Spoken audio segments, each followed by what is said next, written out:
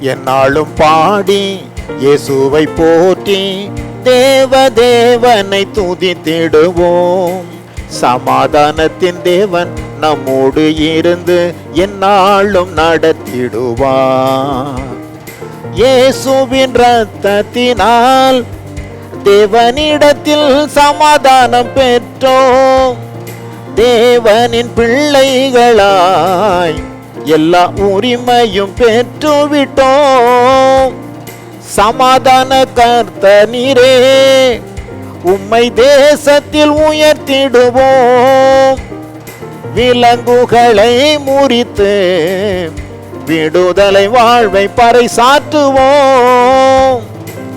என்னாலும் பாடி இயேசுவை போற்றி தேவனை துதித்திடுவோம். சமாதானத்தின் தேவன் நம்மோடு இருந்து என்னாலும் நடத்திடுவார்.